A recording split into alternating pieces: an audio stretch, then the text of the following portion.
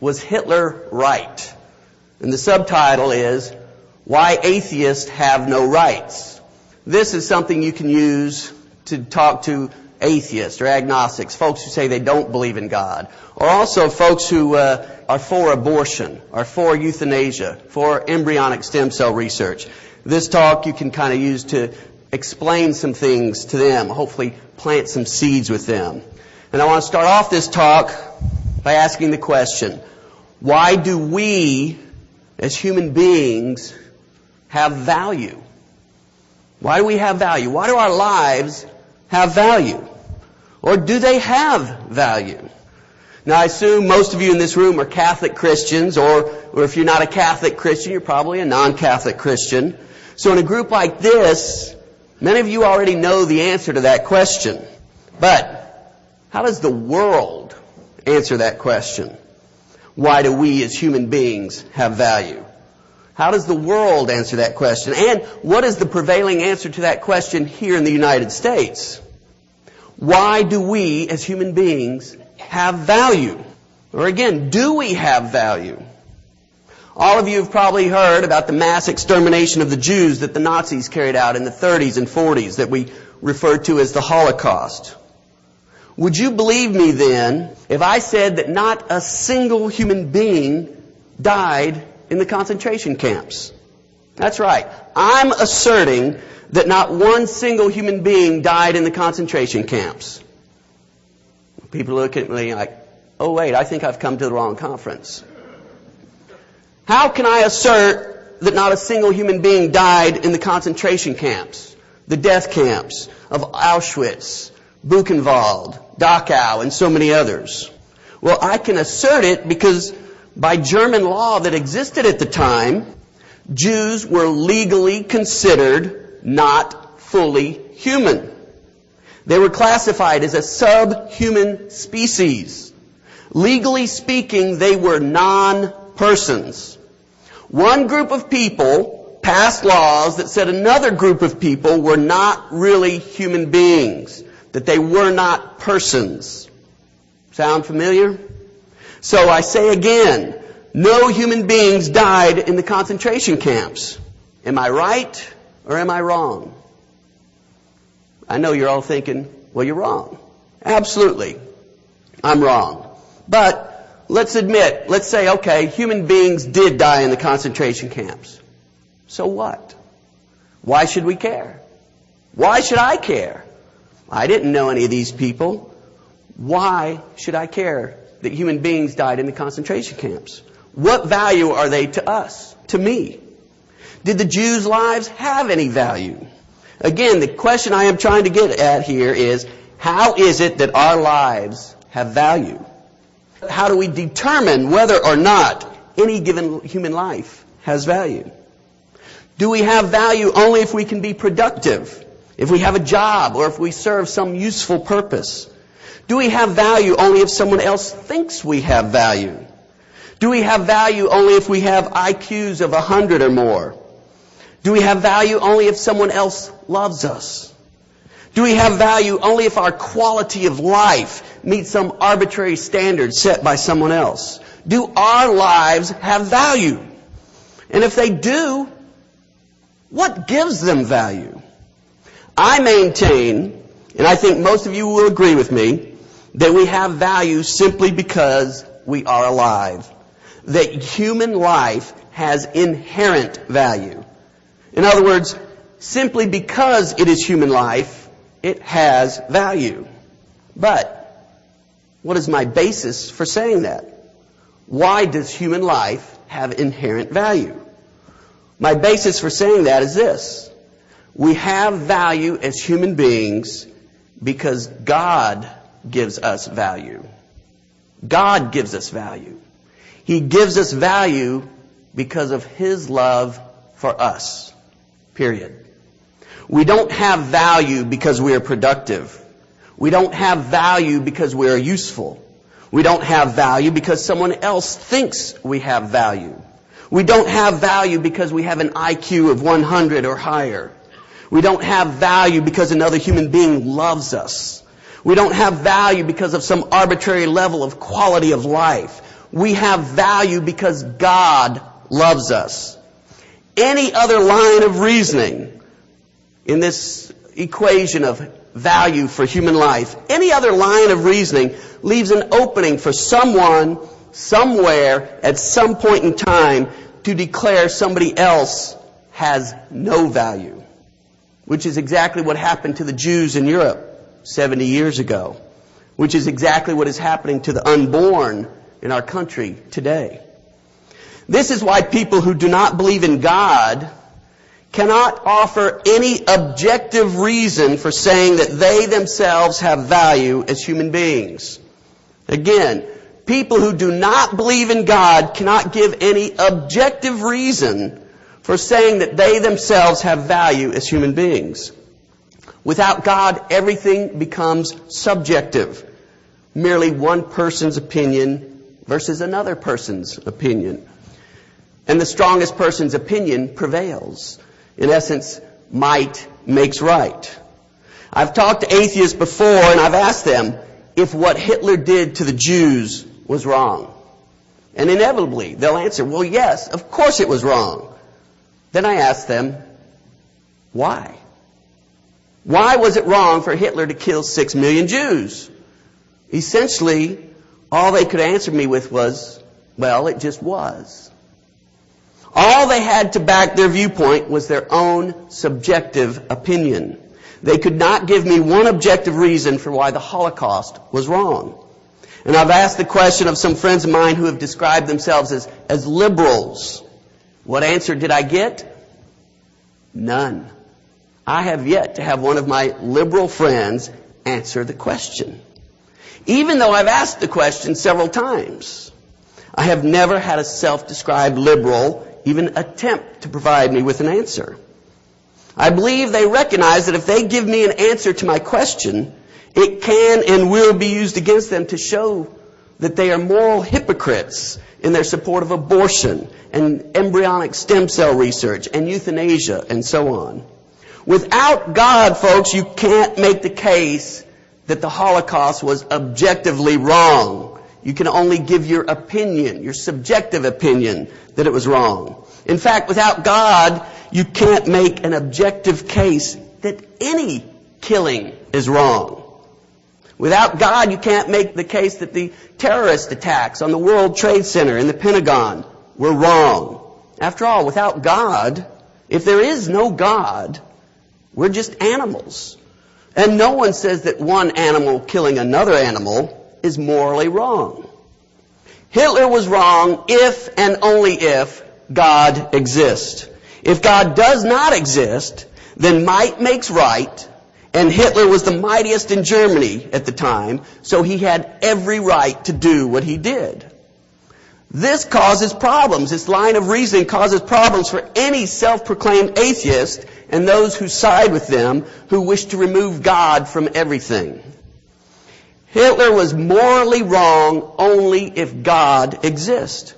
And the fact that Hitler was wrong only if God exists leads us directly to the reason for the subtitle of this talk. Why atheists have no rights. Why atheists have no rights. If there is no God, then Hitler was wrong not only because the Jews' lives had no inherent value, but because the Jews had no rights. No right to life, no right to liberty, no right to property, no right to freedom from persecution, no right to anything if there is no God. In fact, if there is no God, no one has any inherent rights. Ask an atheist sometime if they have the right to life, liberty, and the pursuit of happiness. When you ask them that, they will say, yes, of course I do. Ask them how this is so.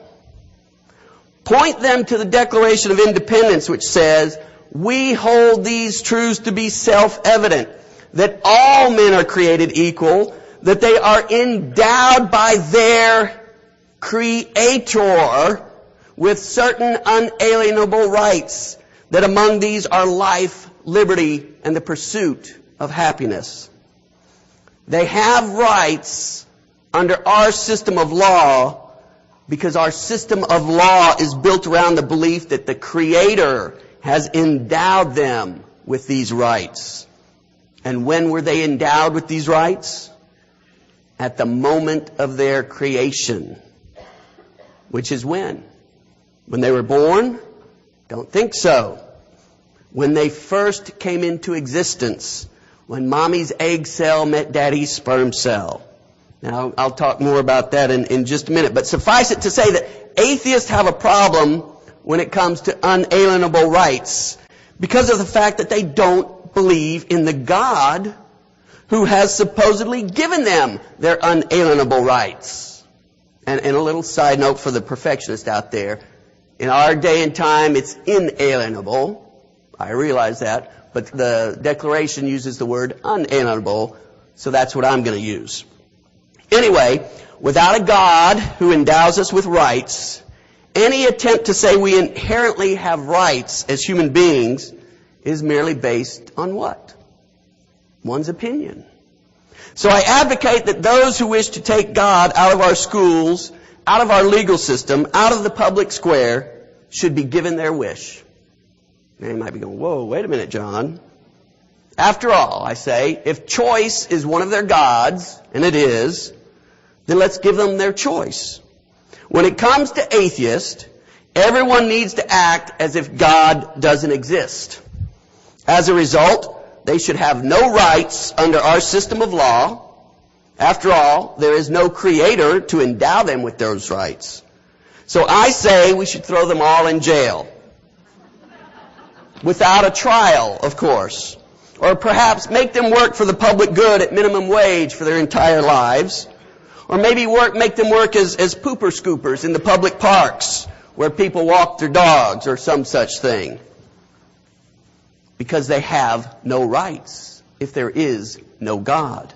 And furthermore, I say they should have no access to legal counsel, nor to our court system, nor to any other means of legal redress. After all, the legal system is founded on the belief in a creator who endows us with our unalienable rights. They don't believe in that creator. Fine, I'm all for that, for them. So why should they be upset to not have access to a legal system founded on the belief in a creator? They're being hypocrites. One more thing. If you ever want to drive home the point of all this with someone who claims to be an atheist, after asking them if Hitler was right and going through what I just talked about regarding the Declaration of Independence, ask them to give you a reason for why it would be wrong for you to kill them. Just look them straight in the eye and say, can you give me an objective moral reason now, not your personal opinion, for why it would be wrong for me to shoot you where you stand? You might startle them. Don't smile when you do it either. But no matter what they reply, simply say, well, that's just your opinion. Give me an objective moral reason. I don't believe your opinion, or I disagree with your opinion. I want an objective moral reason for why my shooting you would be wrong. Again, without the existence of God, all they can give you is their opinion. Tell them you believe in Darwin's survival of the fittest, and that you don't believe they are very fit, and therefore you place no value on their lives whatsoever. And then say again, so why would it be wrong to kill you? There is no objective moral reason for why that would be wrong if there is no God. Again, we have value because God loves us.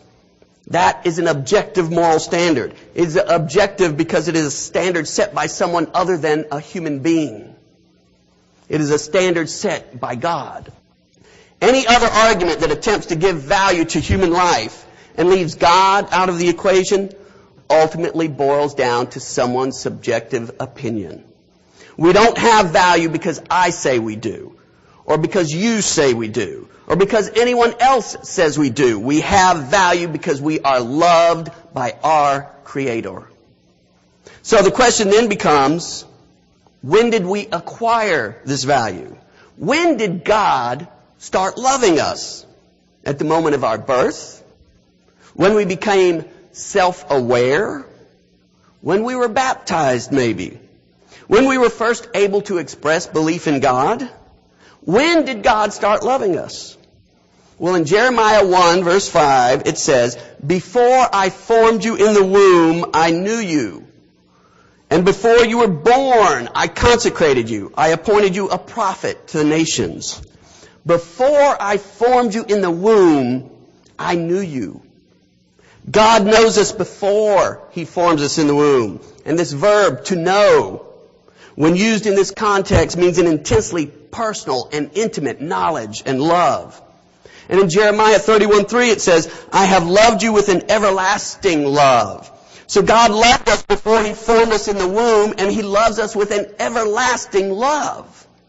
So then when do we, as human beings, acquire our value? Obviously, we have value from the very first moment we come into existence, from the very first moment of our conception. God loved us at the moment of our conception as much as He loves us right now. That is an awesome thing. Think about it. When you were just a little one-celled zygote, which is the scientific name for this one-celled human being, when you were just this one tiny little cell traveling through your mother's body, God loved you. And He has loved you ever since, and He will love you forevermore. Scripture tells us that God loves us even before He forms us in the womb, and that He loves us with an everlasting love.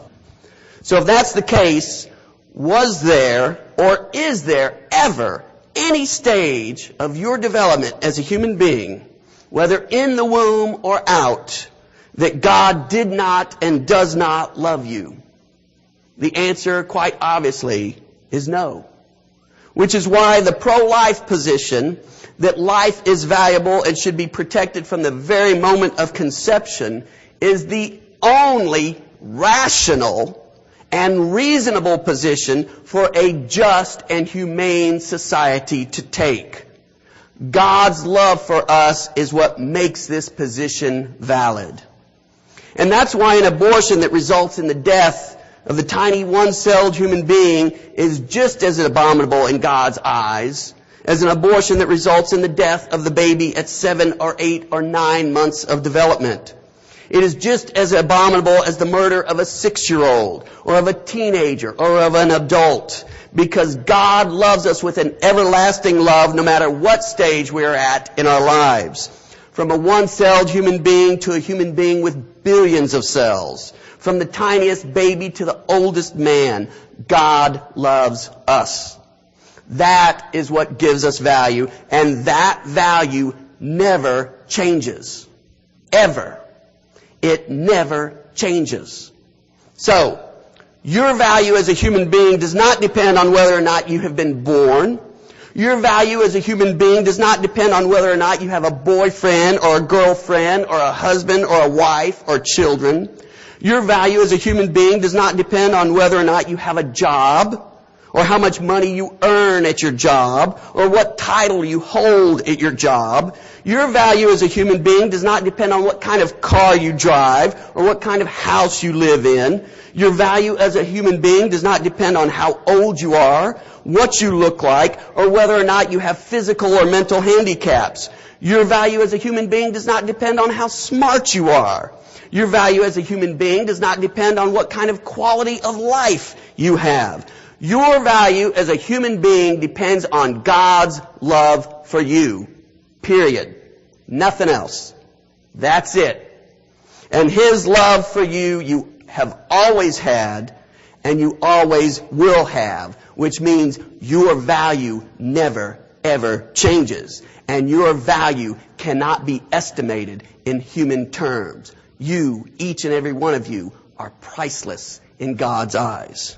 So, each individual life has value because of God's love for that life. Now, let's stop for a moment and go back and answer the questions I asked earlier.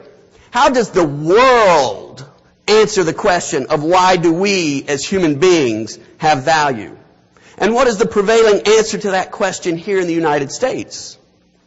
Essentially, the world answers that question by saying that a person has value only if they are wanted or if they are useful. For example, let's say a woman is 5 months pregnant and looking forward to this baby being born. If a man comes up to her and shoots her or stabs her, and even though the woman lives, let's say her unborn child dies as a result of the attack, what happens? Well, that man could possibly be charged with murder, depending on what state you're in.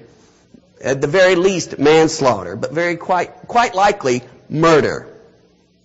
But let's change the situation a little bit. Let's say that same woman decides she doesn't want that same child, and she goes to an abortion mill and has her baby killed by a doctor who literally rips the baby to pieces to remove it from the mother's womb.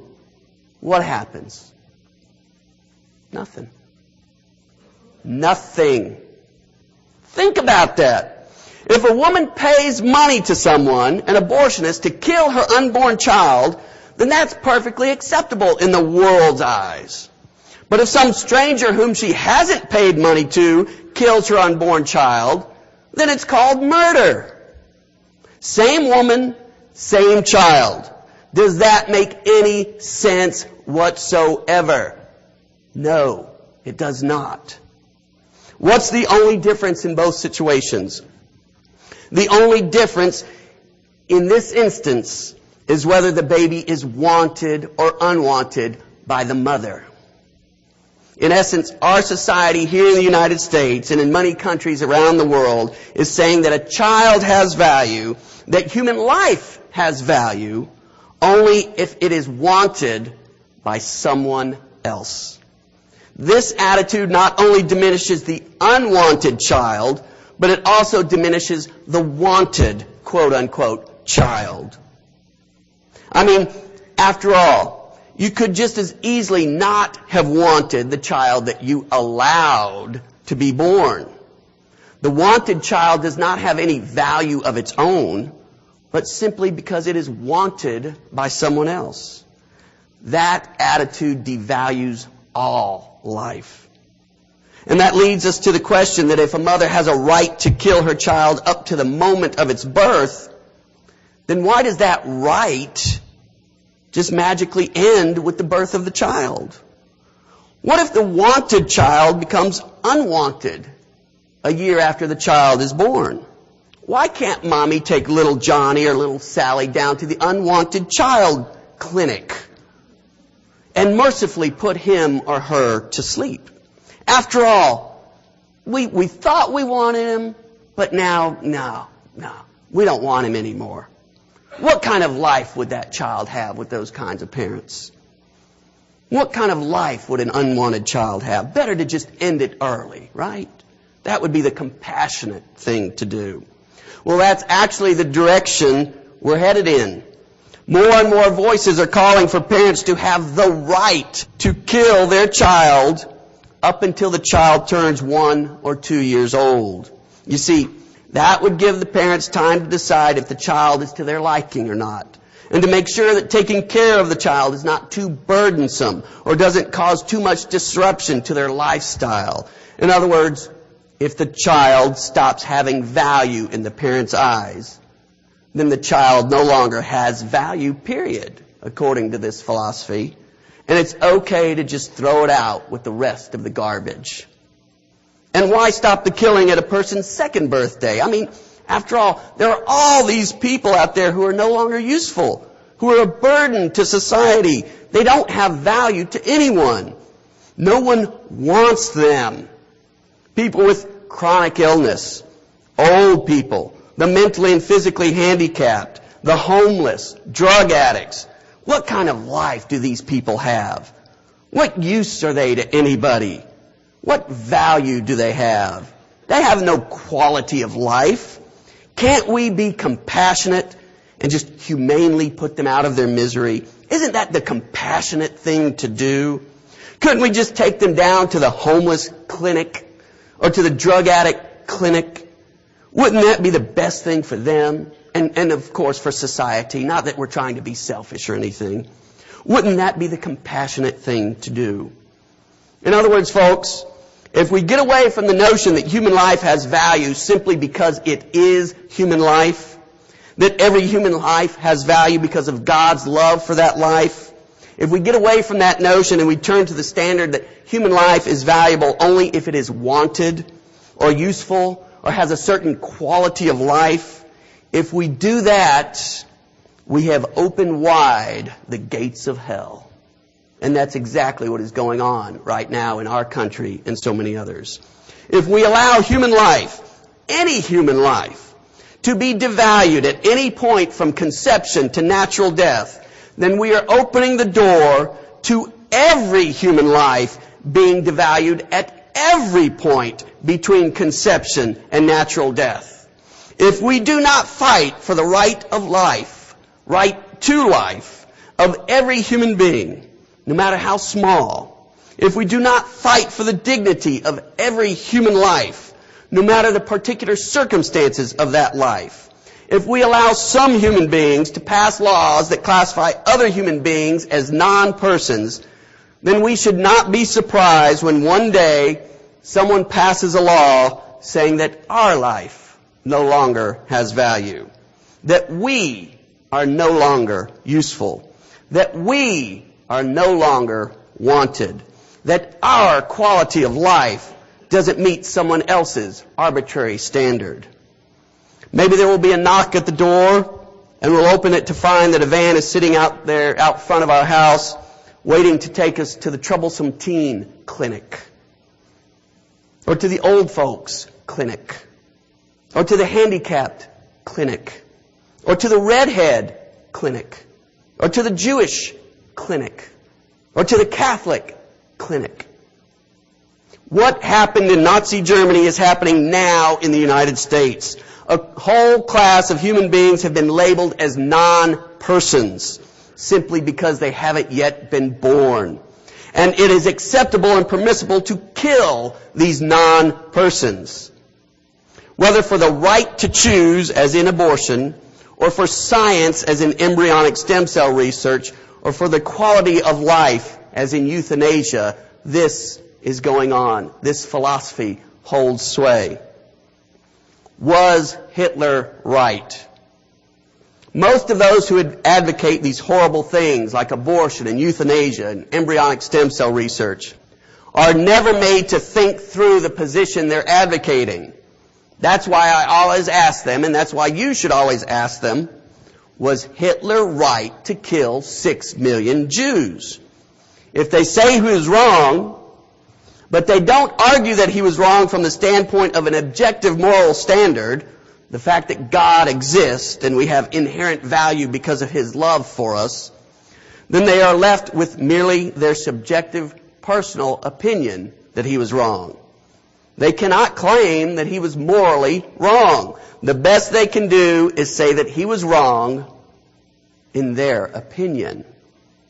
They are afraid, I have found out, to argue from the standpoint of an objective moral standard on this issue regarding Hitler and the Jews, because as I mentioned earlier, that objective moral standard can and will be used against them when it comes to abortion, euthanasia, embryonic stem cell research, and the other issues they hold near and dear to their hearts. I had this one friend of mine, known him since he was a little child. He's a self-described liberal who took issue when I said that his position regarding Terry Schiavo was immoral. You know, the woman they starved to death. He was in favor of deliberately starving her to death. And I said, that's immoral. Well, he took umbrage at that. After he objected to my characterization of his position as being immoral, I attempted to dialogue with him on morality. We exchanged several emails. I asked him a simple question. What are your core beliefs? His response, I have no core beliefs, which I found rather frightening. But he gave me several examples of statements that carry weight with him on the moral issues, and he proceeded to quote from a few different religious and secular figures, one of whom was Jesus Christ. Guess which quote he chose for Jesus? Matthew 25. Whatsoever you do to the least of my brethren, you do unto me. I couldn't help but ask him, say, well, if that statement informs your moral position, then wouldn't you consider Terry Schiavo as being among the least of Jesus' brethren? Well, he didn't respond. And then I said, and if Terry Schiavo would be considered among the least of Jesus' brethren, and whatever we do to the least of Jesus' brethren we do to him, then I told him, I said, that means you're in favor of starving Jesus Christ to death. And I also pointed out that the passage he quoted from Matthew 25, if he had kept reading, also has Jesus saying, for I was hungry and you fed me. And I mentioned it seemed kind of hypocritical to claim that particular passage informed your beliefs on morality, yet you were all in favor of starving someone to death. You know what happened? He quit replying to my emails. They are hypocrites when it comes to questions of morality, those who try to remove God from the equation. Now, some other arguments I've had some folks say to me that you don't need a belief in a higher being or any religious values to believe in life. The simple fact that we are self-aware gives us the right to live. Well, does the simple fact that we are self-aware give us the right to live? You know what my response was? Says who? Says you? I disagree with your opinion. Why does the simple fact that we are self-aware give us the right to live? Give me something to back that up other than your opinion. It's merely someone's opinion. What if I disagree with that opinion, which I do? What do they fall back on? Without God, they have nothing to fall back on but their own subjective opinion. Why was Hitler wrong? Well, according to this view, he was wrong because everyone he killed was self-aware. Why does human life have value? Again, according to this particular view, human life has value because we are self-aware. So, does that mean it's morally okay to kill an unborn child? They're not self-aware. In fact, children really aren't self-aware for several months, maybe a year or two after their birth. So can we say it's morally acceptable to kill a 2-month-old, an 8-month-old because he or she is not self-aware? Well, if this view holds sway, it is. What about someone in a coma? They're not self-aware, so it's okay to kill them. What about someone who's been knocked unconscious? They're not self-aware. Does their life not have value while they're unconscious, and therefore it's morally acceptable to kill them? It is, according to this line of reasoning, that self-awareness gives our lives value. They are right, however, in that one does not have to believe in the existence of God to believe that all human life has value. But the point is that without the existence of God, the belief that all human life has value is merely a subjective opinion. It is not an objective moral standard. And the danger is that someone can disagree with that opinion anytime and anywhere and not be morally wrong, since there is no moral standard other than someone's opinion. Then there is the opinion that human rights derive from the animal instinct to survive and preserve one's own existence. Well, if that's the case, then worm rights derive from the exact same instinct in worms. Do worm rights have the same moral equivalent as human rights? They do if there is no God. Without God, one cannot say that he objectively has more value than a worm, or than a slug, or than a bacteria, or than any other living creature. You can only give your subjective opinion in this matter. And if it's okay to put a worm on a hook to catch a trout, well, then it's okay to put an atheist on a hook to catch a great white shark.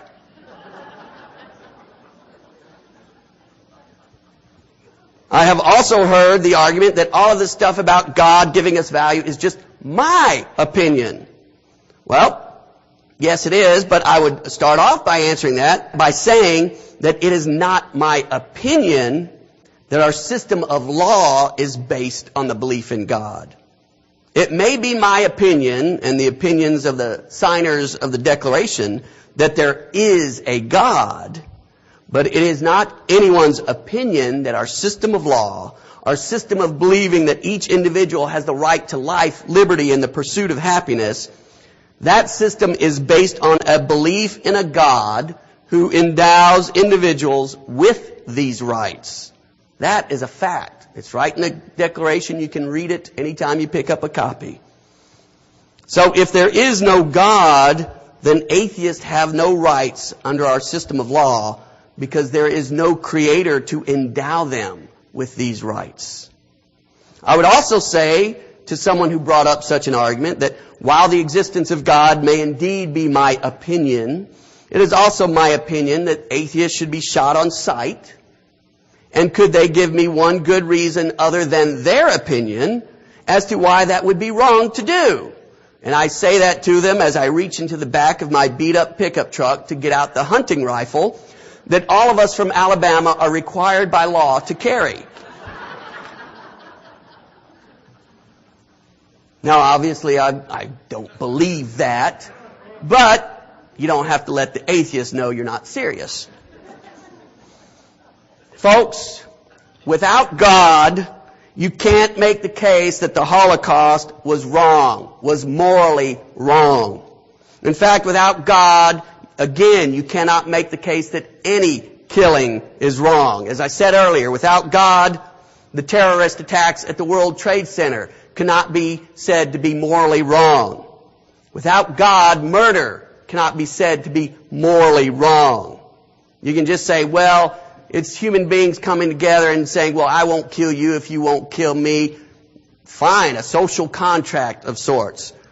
But again, it's not morality that's involved. It's legalisms that are involved. And people break the law all the time. If there is no moral underpinning to the people, to the social contract, then you're in a world of hurt if you live in that society.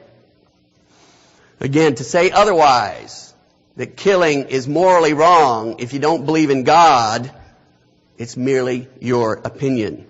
You simply cannot come up with an objective argument for saying that killing another human being is morally wrong without a belief in God, in a God who gives value to human life and who endows all human life with unalienable or inalienable human rights. Without God, again, it is merely one's subjective opinion that killing is wrong, which inevitably leads to the position of might makes right. Whoever is the strongest, well, his opinion carries the day. Hitler was the strongest in Germany in the 30s and 40s, so his opinion was right. Everyone else's was wrong. Atheists, secular humanists, social liberals, those who see no problem with abortion, euthanasia, embryonic stem cell research, and so on. And I'm not taking sides, Democrat, Republican, I say anybody who believes in abortion or euthanasia or embryonic stem cell research cannot make a consistent moral argument for their positions because they leave God out of the equation. They leave God out because I believe they know that to allow God into the equation means they would have to recognize their positions on abortion, embryonic stem cell research, euthanasia, and so on as being immoral. And they simply can't admit that to themselves first and foremost. So, ask them if Hitler was right. Basically, they have no response. At least not a coherent, rational, intellectually consistent response. They will have an emotional knee-jerk response, but that's about it. Without God, folks, there is no objective moral standard by which to live. No set of moral standards by which to live, by which to steer our lives. It boils down to whoever is the strongest gets to make the rules. Might makes right. So go out and tell an atheist that you're with them 100%. And oh, by the way, you've got a deep-sea fishing trip coming up, and would they mind coming with you? After all, you want to use them as bait. It would be so mean to put one of those little fishes on the hook, wouldn't it? Thank you. You've been listening to a talk by John Martinoni, President of the Bible Christian Society. For more information or to obtain a copy of this talk, please check out the Bible Christian Society's website at www.BibleChristianSociety.com or write to us at Post Office Box 424, Pleasant Grove, Alabama 35127. Thank you, and may God bless you.